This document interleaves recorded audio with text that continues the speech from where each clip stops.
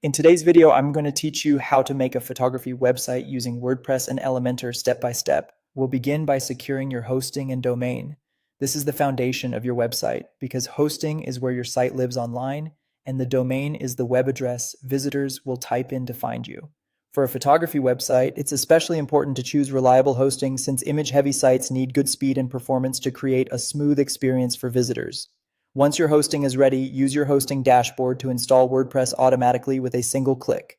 Most hosting providers make this process very simple, so you won't need to install anything manually.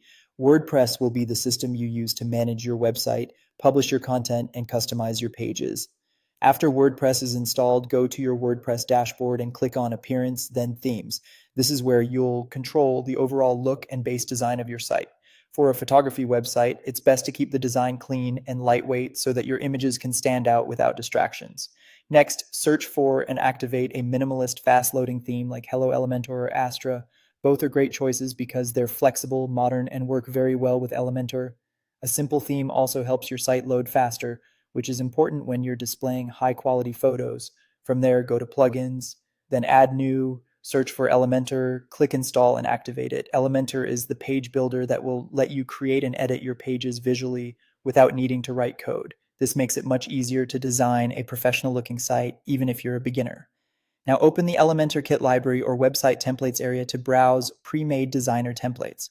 These kits can save you a lot of time because they already include styled layouts for the pages most websites need. In the search or filter area, type photography to find layout kits specifically designed for photographers. This helps you start with a design that already matches the kind of portfolio or brand presence you want to build. Once you find a kit you like, select it and click Apply Kit to import all the core pages automatically. This usually gives you a solid starting point with a home page and other essential layouts already in place, so you can focus more on customizing than building from scratch.